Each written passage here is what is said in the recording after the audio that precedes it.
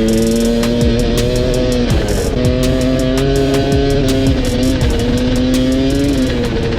guys, so today I'm going to be working on the front tire of my dirt bike. I run the NueTech Tubliss system in this tire, and I was going up a wash in the top into third gear, probably doing 50 to 60 miles an hour, and I hit a rock that was hidden in the sand, and I could definitely feel the hit, and it gave me a pinch flat in the high pressure inner tube of the Tubliss system.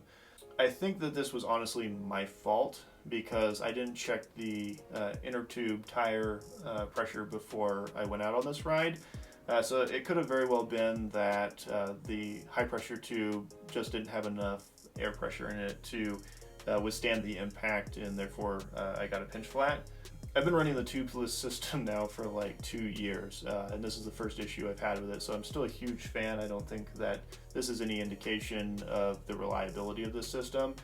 I really just wanted to make this video because I think it's useful to show you guys what this system looks like when you do have an issue, so that way if it ever becomes an issue for you, you'll know kind of what to expect.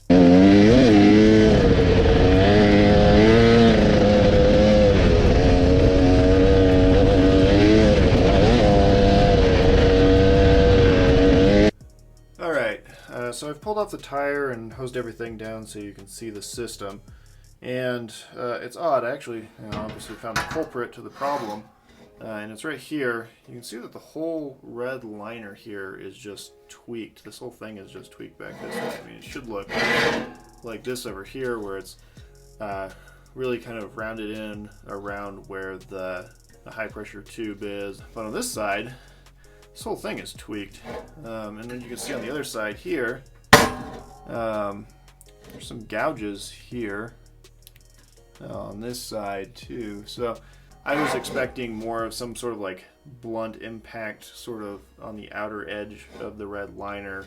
On the inside here you can see the high pressure tube has a big old long slit in it, probably 4 or 5 inches long. So here you can see it quite a bit better. The whole red liner is just tweaked so bad, which is just odd. I was not expecting that at all. You can see here there's a nut on the inside with a protective rubber O-ring here to keep it from the valve stem causing any damage to the high pressure tube. And this high pressure tube is just absolutely destroyed. It exploded. I don't know. It's hard to imagine what might have happened here unless it took a hit from this side so hard to the point where maybe it just got a pinch flat against this bolt here.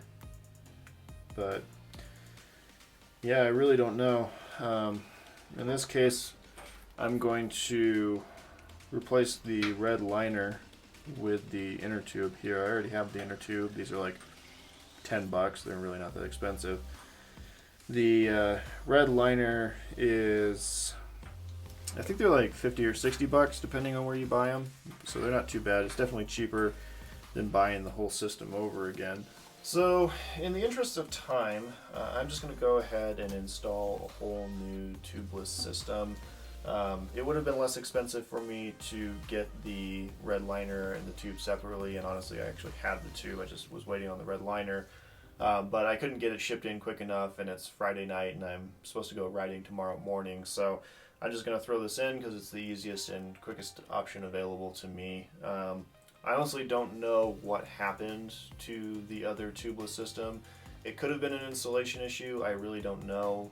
My guess is that since I didn't check the high pressure inner tube before I went on that ride, it was probably just a pinch flat, and then maybe the red liner just got a little tweaked since I was running on it with a flat high pressure inner tube. I really don't know. My advice would be to just take this as a cautionary tale and make sure that if you are running the tubeless system that you check your high pressure inner tube and make sure that it's sitting somewhere between 110 and 120 psi. Like the instructions recommend, so that way you don't run into this problem.